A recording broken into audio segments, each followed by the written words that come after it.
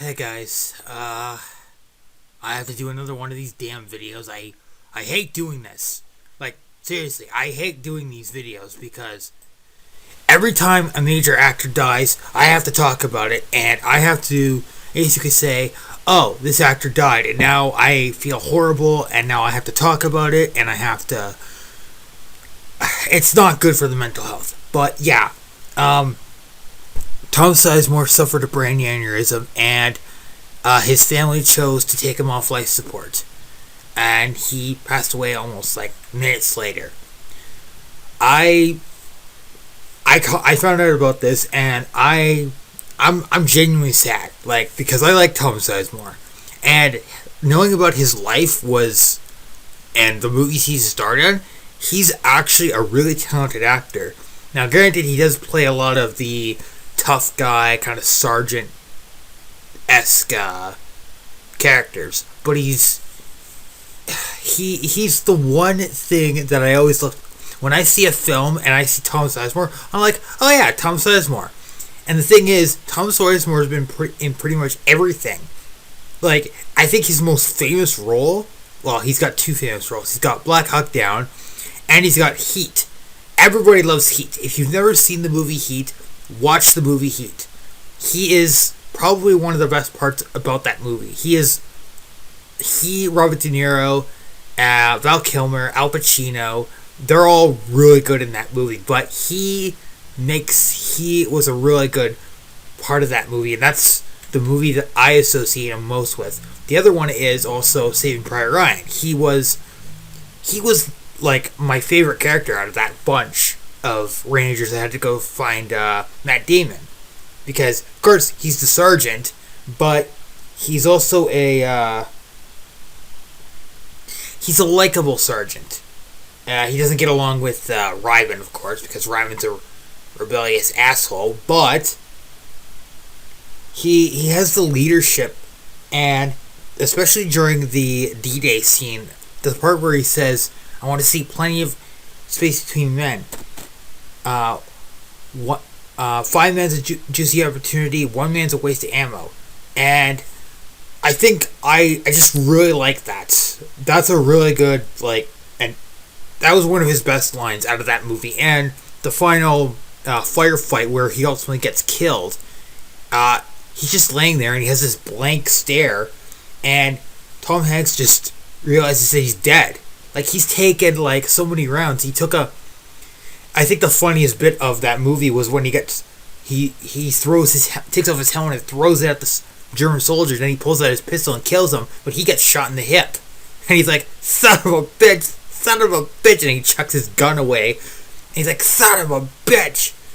And it's like, that basically is Tom Sizemore. He's hilarious, he's a hard ass, but he's ultimately he was a really fun actor. I didn't know this, actually. He was in Point Break.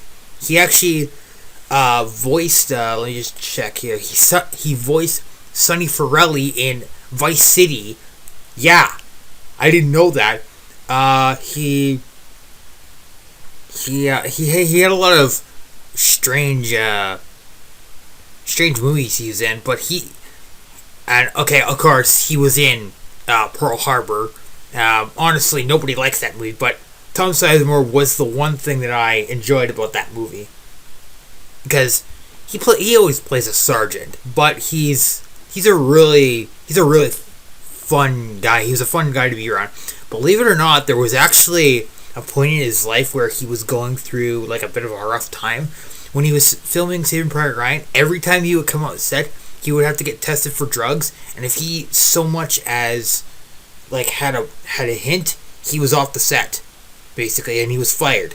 So that basically was a big wake-up call for him to get cleaned up, and that was big for him, and I'm very proud of him for that. There's a lot of other interesting movies he was in. Yeah, he was in. Oh yeah, he was in 5-0. He was in. I think he was in 24. Let's see here. There's a bunch of movies that I'm not fully aware of, but he's. Oh yeah, he was on Law and Order SVU, which is its own can of worms. He. It's unfortunate, and my heart goes out to his family. It's not easy to have to make a decision to take a family member off life support. It's really hard. I was when I found out about it, like I just found out about it like a couple minutes ago. I was like, I knew it was gonna happen, but I'm still sad that he's gone. Like, because he was part of my generation's era of movies. Like, and I think the one movie that I always rewatch of his is either Heat or Black Hawk Down.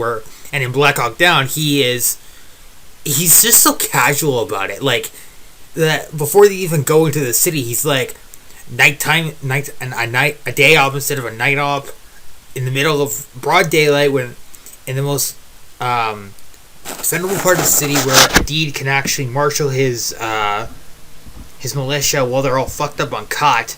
What's not to love? But obviously he's in charge of the convoy. But then when the guy says, "Colonel, they're shooting at us," well, shoot back. And then, how much longer? 5 minutes, sir. What? 5 minutes? Doesn't take 5 minutes. And then when the guy has the rocket in him, there's a fucking rocket in him, sir. Calm down, Maddox. That's live ordnance. Now get out. Get out. All right, lift him up. Easy.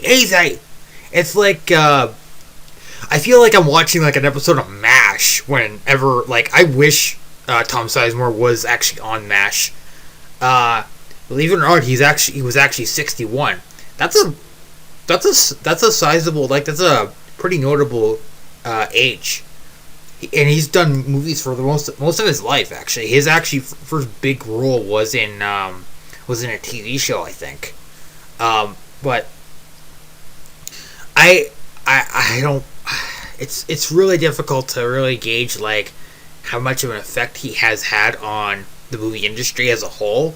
But I hope that wherever he is, at least I'm hoping that he at least has finally found peace, and he's looking down on us and he's smiling because we're watching his movies, we're praising him, and we're remembering the good things about him, as well as acknowledging some of the bad things. But making sure that we acknowledge that his life was not perfect. He was a flawed man, but when it came to movie performances, he nailed it out of the park. So thank you, Tom, for being my generation's, well, hard ass, in a sense. And may you rest in peace.